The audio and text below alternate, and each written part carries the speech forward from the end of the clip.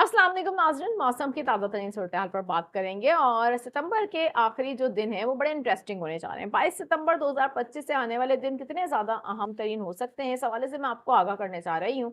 Thumbnail आप लोग पढ़ चुके होंगे, खलीज बंगाल में हवा का शदीद कम दबाव, क्या ये कराची का रुख कर सकता है? और अगर ऐसा होता है तो ये कितना ज़्यादा खतरनाक हो सकता है शहर कायद के लिए और यहाँ पर बारिशों के कितने ज़्यादा इम्कानात हो सकते हैं। क्योंकि सितंबर का जो आगाज़ था वो बड़ा यादगार रहेगा सुबह सिंध वालों को, बिलखसूस कराची के शहरियों को, इसलिए क्योंकि कई सालों बाद सिंध में कोई ऐसा सिस्टम दाखिल हुआ था जिसने बराह रास्त सुबह सिंध को हिट किया था। और वो एक डीप डिप्रेशन की सूरत में सुबह सिंध के अंदर दाखिल हुआ था, जहाँ पर सिंध के बेशतर मुकामात पर काफ़ी तेज़ बारिश हुई थी। वहीं सिंध का सबसे बड़ा शहर कराची भी इससे मुतासिर हुआ था और कराची में तेज बारिशों के साथ-साथ सैलाबी सूरत-ए-हाल का सामना भी करना पड़ा था। एक इंतहाई खतरनाक सूरत-ए-हाल थी, कराची के तमाम नदी-नाले भर चुके थे। मज़ाफ़ाती इलाकों में जो करीबी बस्तियाँ हैं, वहाँ पानी दाखिल हो चुका था। लोगों को रेस्क्यू किया जा रहा था। ये सूरत-ए-हाल कराची वालों को यादगार रहेगी। 2025 का मानसून वैसे भी ओवरऑल पूरे पाकिस्तान में एक यादगार रहेगा, इसलिए क्योंकि मौसमी हवाले से अगर देखा जाए तो ये इंतहाई बदतरीन मौसमी सूरत-ए-हाल का सामना करना पड़ा है इस साल 2025 में पाकिस्तान को, क्योंकि तबाही बहुत ज़्यादा हुआ है, जानी नुकसान बहुत ज़्यादा हुआ है और कई हमने देखा कि ऐसी सूरत-ए-हाल पैदा हुई जो इंतहाई खौफनाक भी थी। बिलख़ुसूस पंजाब में जो एक एग्रेसिव मानसून देखा गया, वो इंतहाई खतरनाक सूरत-ए-हाल थी। इसी तरीके से सिंध में भी 3 सिस्टम आए, लेकिन तीनों सिस्टम से इतनी बारिश हुई, बिलख़ुसूस कराची शहर में जिसने पूरे मानसून की हमने देखा कि कसर निकाल दी।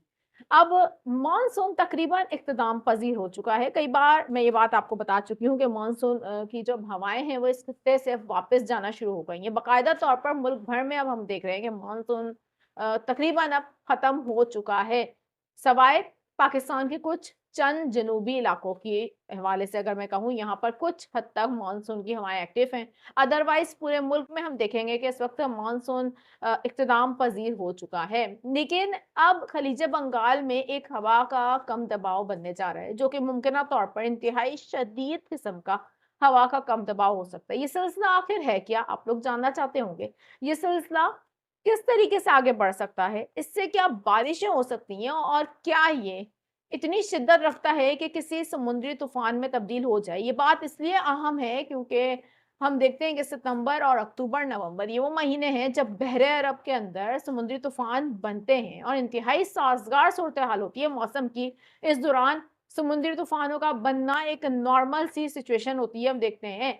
और यहाँ पर ये बात भी ज़हन में रखिए कि सितंबर और अक्टूबर के यानी कि सितंबर के आखिरी दिनों में और अक्टूबर के शुरू के दिनों में कराची शहर में बिलख़ुसूस ख़ज़ा के दिन होते हैं। गर्मी होती है दिन के औक़ात और रात के वक़्त हल्की खनकी आना शुरू हो जाती है और खनकी की वज़ह से हम देखते हैं कि काफ़ी जो मौसम है वो थोड़ा हल्का सर्द होने लग जाता है, लेकिन दिन में फिर मौसम कदरे गर्म होता है। ये सूरत-ए-हाल कराची में ओवरऑल पूरे अक्टूबर तक जारी रहती है। इसी दौरान इस शहर के नज़दीक एक सिस्टम का आ जाना और उसको शदीद किस्म के मौसमी सिस्टम में तब्दील हो जाना एक इंतहाई गैर मामूली सा अमल होगा। काफ़ी इंटरेस्टिंग सिचुएशन भी होगी। मैं आपको अपडेट देने जा रही हूँ बहुत अहम तरीन। इसका मुमकिना ट्रैक क्या हो सकता है? तमाम तर सूरत-ए-हाल से आपको आगाह करेंगे। मेरा नाम है आयशा कादिर।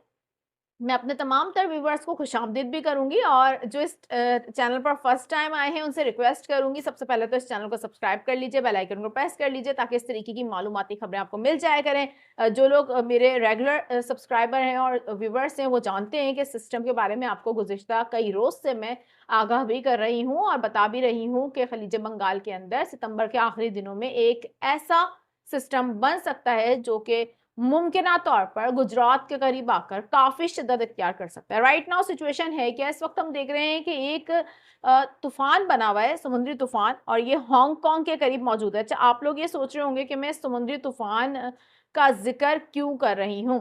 इस समुद्री तूफ़ान का ज़िक्र इस वक़्त करना इसलिए बहुत ज़्यादा ज़रूरी है क्योंकि यही समुद्री तूफ़ान और इसकी कुछ बाक़ियात हम देखेंगे कि अब जाएँगी खलीज बंगाल की तरफ और जहाँ से हम देखेंगे कि एक हवा का कम दबाव, जो कि इस वक़्त हम देख रहे हैं कि पहले एक लो प्रेशर मौजूद है, उसके अंदर शिद्दत आएगी और एक काफ़ी शदीद किस्म का लो प्रेशर तश्कील पा सकता है, जिसके इम्कानात बहुत वाज़े होते चले जा रहे हैं। ये तकरीबन हम देख रहे हैं कि 25 से लेकर 28 सितंबर के दरमियान एक शदीद हवा का कम दबाव खलीज बंगाल के अंदर तश्कील पा जाएगा, जो कि दिन ब दिन ताकतवर होता चला जाएगा। अच्छा, अब यहाँ पर सूरत-ए-हाल ये होगी कि क्योंकि मानसून हम देख रहे हैं कि इस खित्ते से अब खत्म हो चुका है, लेकिन आने वाले हफ्ते में एक बार फिर से अरेबियन सी में मौसमी सूरत-ए-हाल साज़गार हो जाएगी। पाकिस्तान के जनूबी इलाकों के लिए ख़ास तौर पर, बिलख़ुसूस जो जनूबी सिंध के इलाके हैं, उनके लिए एक बार फिर से हम देखेंगे कुछ साज़गार हालात बन जाएँगे मौसम के। खलीज बंगाल में बनने वाला हवा का ये कम दबाव कराची का रुख कर सकता है, अरेबियन सी की तरफ आ सकता है। इम्कानात कितने हैं? अरेबियन सी की तरफ जाएगा तो ट्रैक क्या होगा?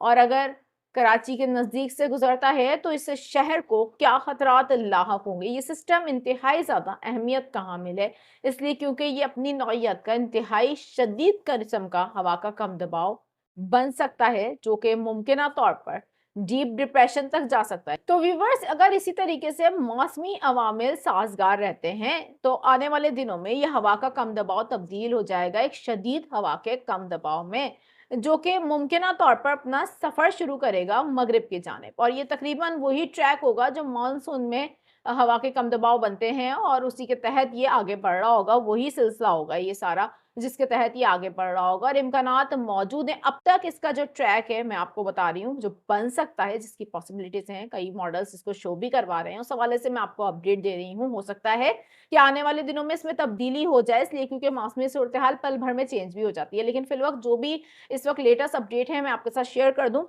इम्कानात यही हैं कि हम देखेंगे कि ये गुजरात के रास्ते अरेबियन सी में दाखिल हो सकता है, और अगर इस तरीके की सूरत-ए-हाल रहती है, तो कराची समेत सिंध के बेशतर मकामात पर बारिशों के, बल्कि मैं कहूँगी कि मूसलाधार बारिशों के इम्कानात बनते हुए नज़र आ रहे हैं। सिंध में हम देखेंगे कि सिंध के कई इलाके इससे मुतासिर हो सकते हैं।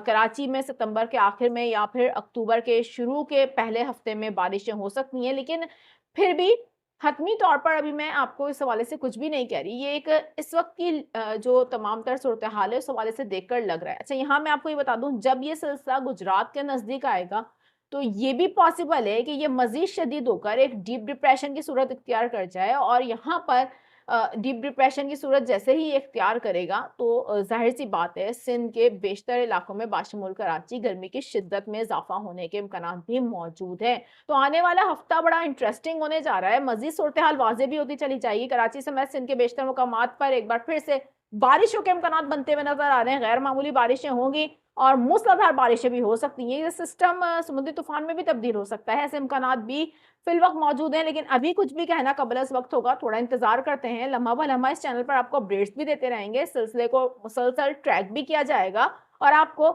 आपके अपने चैनल पर बर वक़्त अपडेट्स मिलती रहेंगी। अभी मुझे दीजिए इजाज़त, अपना बहुत ज़्यादा ख़्याल रखिएगा। अल्लाह हाफ़िज़।